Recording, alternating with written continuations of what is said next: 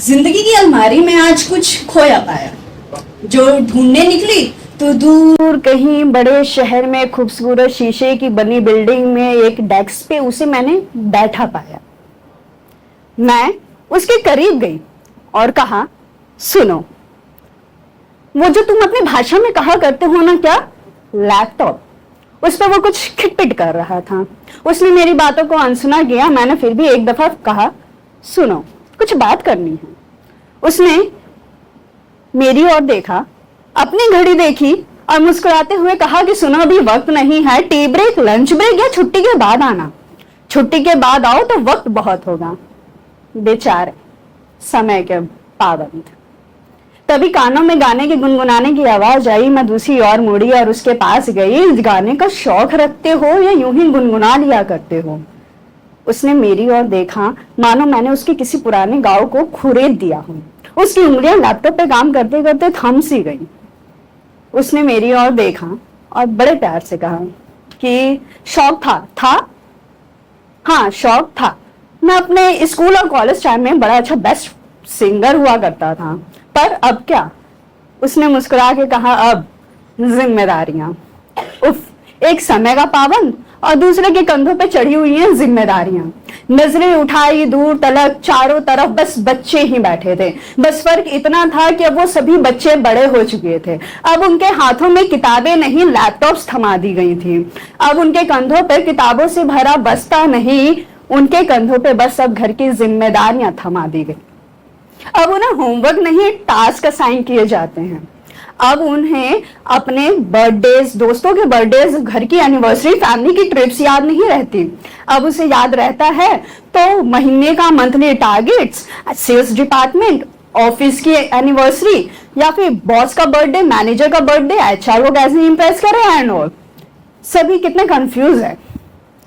तभी कोई किसी कैबिन में किसी को डांट पड़ रही थी कि इस मंथ का सेल्स का टारगेट अचीव नहीं हुआ। कहीं किसी कैबिन में एचआर को कंपनी की पॉलिसीज चेंज करने की बात कही जा रही थी।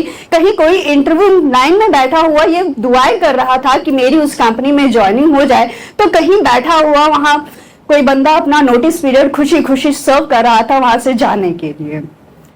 कोई अभी भी ये छुट्टी की एप्लीकेशंस दिए बैठा था आने वाले फैमिली इवेंट्स, बर्थडेज या फिर कहूं कि आने वाले 2 महीने बाद, 1 महीने बाद छठ पूजा की कि काश मेरी लीव अप्रूव हो जाए। तो कहीं उदास हुआ कोई बैठा था लीव पढ़ के कि sorry, due to heavy workload your mail is not approved. कितना बदल गए ना हम सभी, कितना ज्यादा बदल गए।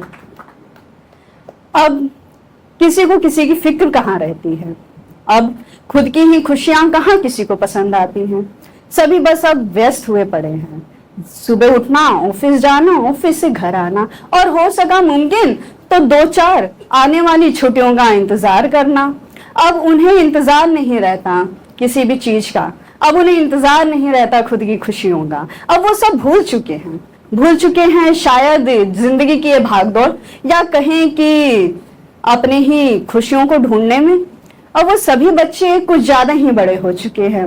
इतने ज्यादा बड़े कि अब वो किताबों में पढ़ी हुई सालों पहले की बातें, ईमानदारी, शिष्टाचार, सच्चाई और दूसरों की मदद करना, ये सब भूल चुके हैं।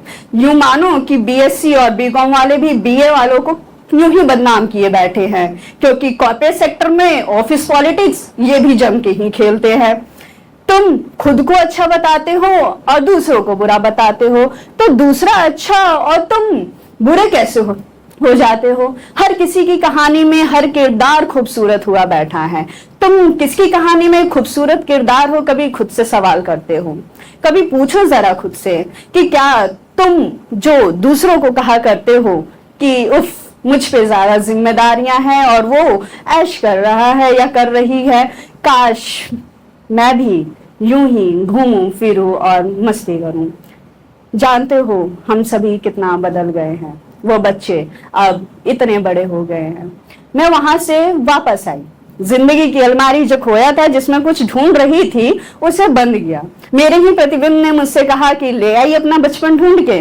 मैंने उसे मुस्कुराते हुए जवाब दिया कि उफ, अफसोस होता है, वो सभी बड़े हो गए हैं, जानती हो, वो जो शीशे की बड़ी सी कांच की बिल्डिंग है, तुम देख के कभी सोचा करती थी ना कि वहां जाना है?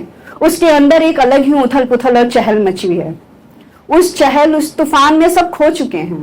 वो बच्चे जिन्हें कभी आवाज लगा के गली क्रिकेट में खेलने के लिए बुला दिया जाता था, जिन्हें नींद की फिक्र, खाने की फिक्र नहीं हुआ करती थी, वो कूद के आ जाया करते थे, उन्हें अब समय ने पाबंद कर दिया है। वो अब अपनों से मिलने के लिए, खुद से बात करने के लिए, अपने दोस्तों के साथ वक्त गुजारने के लिए भी देखते हैं, छुट्टियां अप्रूव करवाते हैं। बेचारे सब बड़े हो गए हैं, जिंदगी ने सबको पाबंद कर दिया है, या यूं कहूं कि कॉर्पोरेट सेक्टर ने सबको बदल दिया है। Thank you.